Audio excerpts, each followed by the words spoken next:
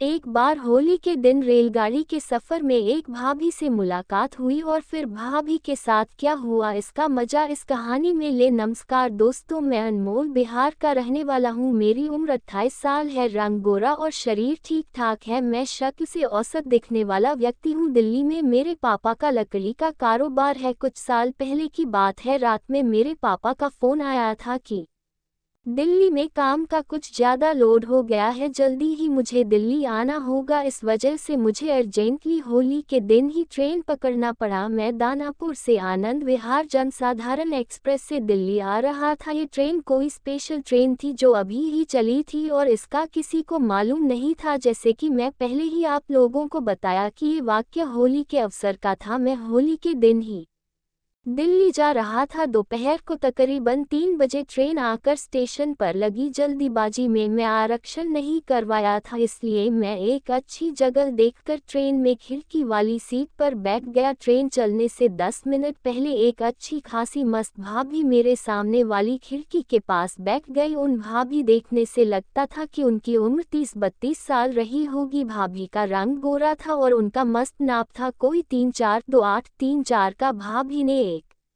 गहरे भूरे रंग की साड़ी पहनी थी जिसमें उनका गोरा बदन और भी मस्त लग रहा था। ट्रेन की जी बोगी में बैठा था, उसमें सिर्फ मैं और वो औरत ही थे। होली के दिन होने की वजह से पूरी ट्रेन लगभग खाली थी। ट्रेन के चलने की कुछ देर बाद उन्होंने मुझसे पूछा कि आप कहाँ तक जाओगे। मैंने कहा दिल्ली तक। और आप? वह बोली गाजियाबाद में मेरी नंद रहती है, उसको बच्चा होने वाला है, वो बाइक से गिर गई है, उसी के पास जा रही हूँ। वह अस्पताल में है। मेरा बेटा अभी छोटा है, इसलिए उसे मैं अपनी सास के पास छोड़ आई हूँ और पति विदेश में सर्विस करता है, इसलिए मैं अकेली ही जा रही हूँ। एक ही सांस में भाभी अपनी राम कहानी मुझे सुना दी। मैं अपलक उनकी तरह देख रहा था। मुझे उनकी आंखों में अजीब सी कशिश दिख रही थी जो मुझे मोहित किया जा रही थी। हम दोनों में काफ़ी देर बातें होती रही। भाभी भी मेरी तरफ से बिल्कुल बिंदास हो गई थी और खुलकर बातचीत कर रही थी। यूं ही बातें होते होते रात के 10 बज गए। मुझे अब हल्की ठंड लग रही थी तो मैं अपने बैग से चादर निकाल कर ओढ़ ली। थोड़ी देर बाद भाभी भी कहने लगी, मुझे भी अपने चादर में ले लो, मुझे भी ठंड लग रही है। पहले तो मैं सोचने लगा कि कामचुत होने की स्थिति हो रही है, फिर मैंने उनको अपनी सीट पर बुला लिया और हम दोनों एक ही चादर में हो गए। भाभी मेरे कंधे पर अपना सर रखकर सोने लगी। जैसे ही उन्होंने मेरे कंधे पर सर रखकर आंखें बंद की, मुझे एक अजीब सी सिमरन होने लगी थी। भाभी को सोए हुए थोड़ी देर ही हुई होगी कि मुझे मस्त सी फीलिंग होने लगी। मेरे शरीर से गर्म रगड़ से तापमान बढ़ने लगा। ये मत एहसास मुझे गर्म कर रहा था। तभी उन्होंने कहा, मैं पैर फैला कर सोना चाहती हूँ, तुम्हारी जान पर अपना सर रखकर लेट जाऊँ। मैंने हाँ कर दिया। थोड़ी देर तक भाभी के इसी पोजीशन में सोने से मेरी तो हालत खराब होने लगी थी। किसी अनजान औरतों का संपर्क प्रकार बाजीराव तेज में आने लगा था। इसी बीच किसी स्टेशन पर ट्रेन रुकी और एक चाय वाला चाय की पूछता हुआ आया। मैंने उससे ही कब जाएगी और भाभी को भी चाय की पूछने के लिए जगाया। भाभी आप चाय पियोगे? उनका कोई उत्तर नहीं मिला तो मुझे ऐसा महसूस हुआ जैसे वो गहरी नींद में सो रही हो। मैंने दोबारा उनसे नहीं पूछा। मैं अपनी चाय को खत्म करने लगा, तभी गाड़ी चल दी। भाभी यूं ही मस्ती से सोई हुई थी और मेरा हाथ एक हाथ उनके सर पर और दूसरा हाथ उनके बाजू पर था। थोड़ी हिम्मत करके मैंने अपना हाथ सरका कर थैली में रखे संतरों को टच किया तो उधर की तरफ से कोई प्रक्रिया नहीं मिली। फिर मैं थोड़ी और हिम्मत करके संतरों की गोलाई चेक करने लगा। संतरे पर हाथ घुमा दिया पर घोड़ी तो अब भी घोड़ी बेचकर सो रही थी। मैं थोड़ी देर संतरे टटोले, जब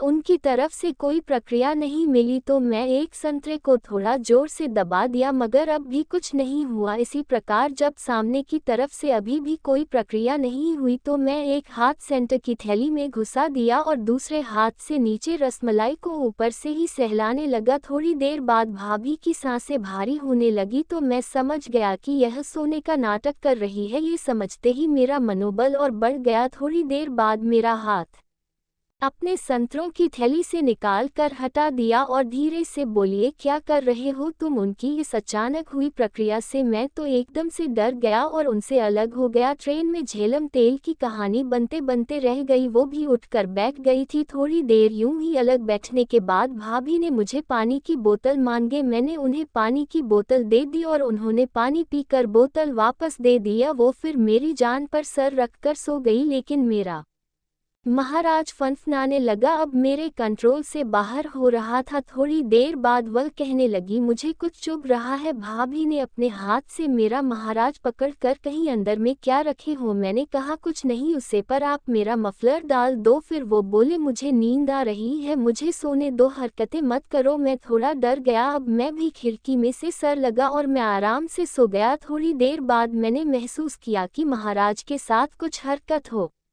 रही है। भाभी अपने एक हाथ को अपने सर के नीचे दबाकर सो रही थी। मैंने कहा, भाभी आपको कुछ चाहिए क्या। उन्होंने ना कह दिया। फिर उन्होंने धीरे से कहा, महाराज बहुत बड़ा है। मैंने पूछा क्या। उन्होंने दबाते हुए कहा, ये जो महाराज मुझे चुभ रहा है। मैंने उनकी इच्छा समझते हुए कहा, आप इसका दर्शन करोगी। इस पर उन्होंने कुछ नहीं बोला। थोड़ी देर बाद मैंने देखा कि वह जंजीर खींच रही थी। मैं सोने का नाटक करने लगा। भाभी ने मेरी जीभ हटा दी थी और सोए महाराज को छेड़कर उनकी शान में गुस्ताखी कर रही थी। महाराज अब गुस्से में फनफनाने लगे और खड़े होने लगा था। थोड़ी देर बाद भाभी महाराज को अपने मुंह में मुखमली एहसास देने लगी। आप मुझे भी बर्दाश्त नहीं हुआ और मैंने थैली खोलकर संतरों पर हाथ डाल दिया। उठकर बैठी और मस्ती से महाराज को मुखमली एहसास देने लगी। मैं संतरों को उछाल उछाल कर खेलने लगा और रस पीने लगा। थोड़ी देर बाद मीठे एहसास में बड़बड़ाने लगी तो मैंने एक हाथ को पैराशूट में डाल दिया। मुझे आश्चर्य हुआ, अंदर कवर वाली पैकिंग नहीं थी और उनकी मैदान एकदम सफाचत थी। थोड़ी बहुत घास ऊपर के हिस्से में थी, बाकी नीचे पीछ के आजू बाजू का जंगल साफ था। किसी पोस्ट के जैसे गैस घास की डिजाइन बनाई हुई थी। जैसे ही मैंने उंगली को पिच पर रखा और कुरेने लगा, काफी सॉफ्ट लग रही थी पीच। अब मस्ती में झूमने लगी थी भाभी, तो मैं लगातार पिच पर हाथ फेर रहा था, मुआयना कर रहा था। अब पीच में नमी नजर आने लगी थी, पीच गीली हो गई थी। अब मैं भी परेशान होने लगा। थोड़ी देर ऐसे ही करने के बाद अपने दहकते अंगारे अपने उनके दहकते सोलों पर रख दिया। भाभी भी कदम से कदम मिलाकर चलने लगे। क्या गजब की एक्सपर्ट थी ये करने में। भाभी जीभ मेरे मुंह के साथ कबड्डी खेलने लगी थी। मैं तो एकदम से 7वें आसमान पर पहुंच गया था। मैंने पोजीशन बदली और टांगों के बीच में बैठा लिया, उनको अपना रोल समझते। देर ना लगी, मैं 7 इंच लंबा वनीला चॉकोबार निकाला और मुंह में दे दिया। बड़े मजे से आइसक्रीम चूसने लगी। उनकी हरकत इतनी अधिक पेशेवराना थी जैसे भाभी एक नंबर की पक्की चोकोबार लवर हो। सारी आइसक्रीम गटकने के बाद बोली, आइसक्रीम का स्वाद बहुत मजेदार है। बहुत दिनों के बाद ऐसी मलाई का स्वाद मिला है। मेरा पति विदेश में रहता है, जिस वजह से मुझे आइसक्रीम नहीं मिलती। मेरा भी मन करता है मैं हर रोज करूं, मगर रोज रोज आप जैसा कहाँ मिलता है। मैं भी भाभी की बातें सुनकर मस्त होने लगा था। वो बर्थ पर लेट गई और उन्होंने महाराज को भी निमंत्रण दे दिया था, तो महाराज भी खड़े होकर चले गए। थोड़ी देर ऑरेंज जूस पीने के बाद मैंने भाभी को इशारा किया, अब महाराज को दरबार में लेने के लिए तैयार करो। भाभी महाराज को तैयार करने लगी। 2-3 मिनट बाद महाराज फिर से खड़ा हो गया। मैंने कहा, भाभी अब थोड़ा आगे का कार्यक्रम होना चाहिए। भाभी ने आंख मारते हुए कहा, आपका क्या मतलब है। मैंने कहा, अपना दरबार खोलो और महाराज को अंदर विराजमान करवाए। उन्होंने मुस्कुराते हुए सीट पर टिकाए और चित लेट गई और दरबार खुलने लगा था। भाभी ने दरबार का गेट खोल दिया। मैं भी बिना देर किए महाराज को तैयार किया और दरबार के दरवाजे के ऊपर नीचे चहलकदमी करने लगा। वो आनंद में आकर पूरा दरबार हिल रही थी। थोड़ी देर बाद उनके मुंह से आवाज आई, अब मत तड़पाओ राजा, जल्दी से आ जाओ। अजीबो शान शहंशाह दरबार में प्रवेश करने लगे। अभी बस सर ही अंदर गया था कि वो चिल्लाने लगे, थोड़ा धीरे आई महाराज। उनकी आवाजों से मुझे लग रहा था जैसे 1 आध साल से दरबार बंद था, इस वजह से दरवाजा टाइट हो गया था। फिर मैंने महाराज को बाहर निकाला और फिर से महाराज को पूरी ताकत से धक्का दिया, पूरी राजगद्दी तक पहुंचा दिया। भाभी के मुंह से एक जोर की चीख निकली। कुछ पलों बाद महाराज ने दरबार में अपनी जगह बना ली थी तो भाभी को भी मजा आने लगा था। वो दरबार उठा उठा कर साथ दे रही थी। तकरीबन 10 मिनट तक महाराज दरबार में राजगद्दी पर उछल कूद करने के बाद पोजीशन बदल गई। अब महाराज के सामने घोड़ी तैयार खड़ी थी। घोड़ी बन गई, महाराज पीछे से चढ़ बैठे और धड़ाधड़ घुड़सवारी करने लगे। 15 मिनट में जब महाराज का पसीना निकला तो वो